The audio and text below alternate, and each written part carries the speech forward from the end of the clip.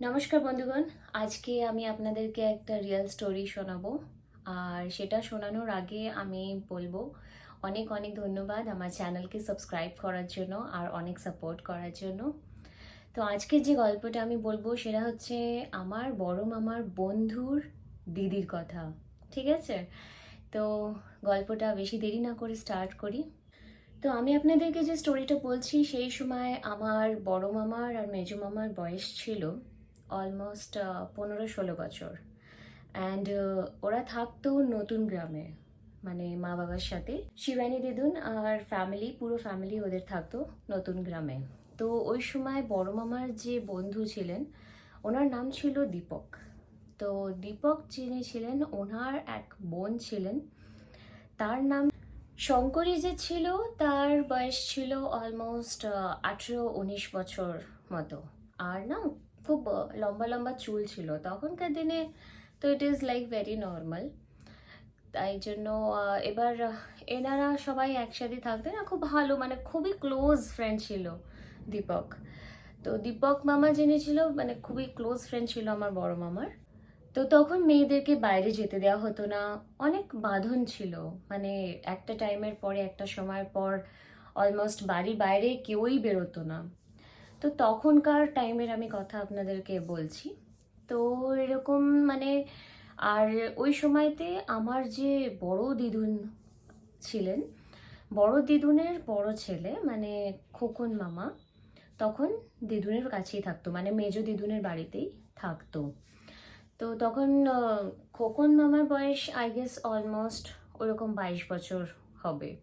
কারণ এদের বয়স যদি 15-16 বছর বয়স হয়, তো খোকন মামার বয়সও 22 বছরের কাছাকাছি ছিল। তো সবাই সাথে থাকতো।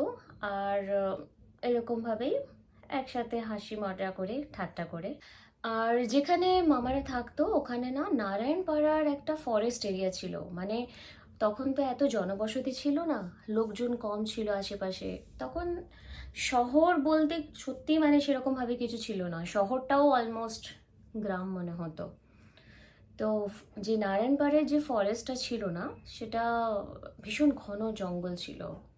তার জন্য ওখানে মানে কিছু না কিছু ঘটনা এটা ওটা সেটা হতেই থাকতো। আর নারায়ণপাড়া ফরেস্টের পাশেই একটা রেল লাইনের ট্র্যাক ছিল।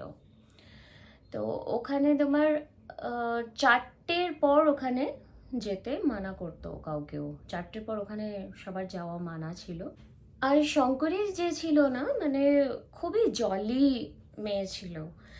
মানে বাইরে ইটস লাইক 5টার পর 6টার পর বাইরেই যেত না। কারণ তখনকার 80s-এর টাইমে তখন মেয়েদের অ্যাকচুয়ালি যাওয়া অ্যালাউড ছিল না। একটা সার্টেন টাইমের পর ওরা রাতে বাইরে কোথাও যেতে পারতো না। এখন যেমন আমরা ভীষণভাবে ঘুরে বেড়াই এদিক ওদিক, তো ভীষণ জলি পার্সন। আর ভীষণ মানে মার্জিত অ্যান্ড বাড়িতে থাকা একটা ইউনো সিম্পল সাদা সিধে একটা মেয়ে ছিল। তো ওই টাইমে এবার হঠাৎ করে না, নেক্সট টু নেক্সট ডে বাড়ির লোকেরা না একটু মানে চেঞ্জেস নোটিস করে। মানে অদ্ভুত রিয়্যাক্ট করছে, মানে গুমসুম হয়ে বসে আছে, চুপচাপ বসে আছে, সেভাবে কারোর সাথে কথা বলছে না। যদিও একটা জলি পার্সন যে সবসময় কথা বলতো বা আপনার সাথে সবসময় ইন্টারাকশন করছে, তারপরে যদি হঠাৎ করে অল অফ সাডেন কেউ চুপচাপ এভাবে থাকে বা থাকতে শুরু করে, তো তখন কি হয়, জিনিসগুলো একটা বাজে দিকে মোড় নেয় বা বোঝা যায় না যে কি হচ্ছে আমাদের লাইফে। তো সকাল থেকে চুপচাপ ছিল, তো বাড়ির লোকেরা ভাবে হয়তো শরীর খারাপ বা কোনো রিজন হবে। এইসব করতে করতে এবার মোটামুটি ইভিনিংয়ের পর থেকে এবার বাড়ির লোকেরা কি হয়, সারাদিন তো বাইরেই থাকে। ইভিনিংয়ের পর থেকে ওরা না শঙ্করীকে বাড়িতে খুঁজে পায় না। মানে দুপুরের পর থেকে, অ্যাকচুয়ালি নট ইভিনিং, দুপুরের পর থেকে খুঁজে পায় না।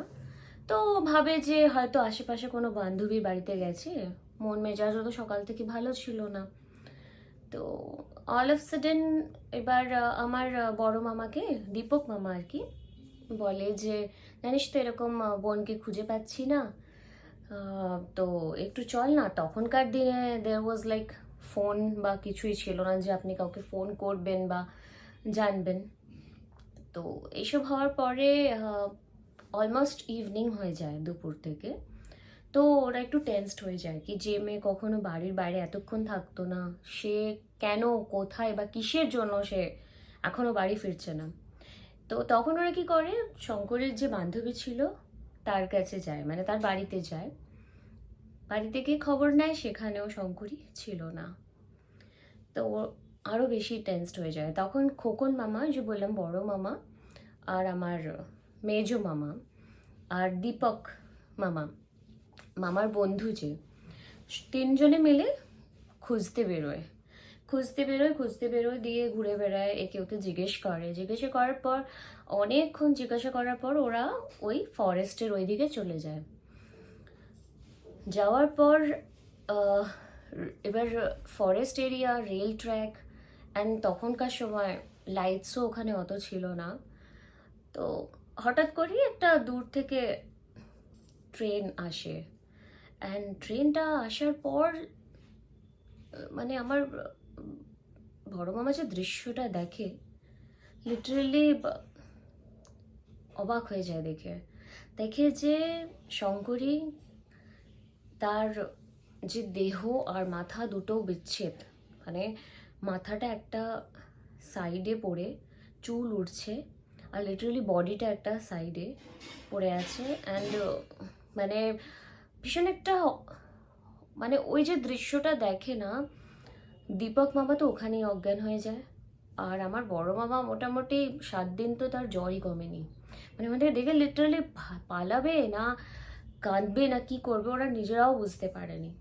তো কেন হলো, কী জন্য হলো, কী বৃত্তান্ত, সেটা তো ঠিকভাবে বোঝা যায়নি। বাট যে জিনিসটা হয়েছে বা যে জিনিসটা হওয়া উচিত ছিল না ওই মেয়েটার সাথে, যে একটা ওরকম মেয়ে ছিল, সে তো একদম আমি বলবো পজেসড ছিল।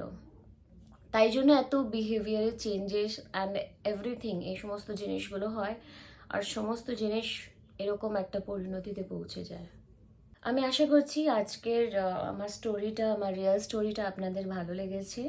আর যদি ভালো লেগে থাকে, প্লিজ আপনাদেরও যদি কিছু স্টোরিজ থাকে আমার সাথে শেয়ার করবেন, আমি অবশ্যই আমার চ্যানেলে আপলোড করব। And thank you so much এত পেশেন্স নিয়ে আমার স্টোরিজগুলোকে অনেক ভালোবাসা দেওয়ার জন্য। অনেক ভালো থাকবেন, সুস্থ থাকবেন, টাটা।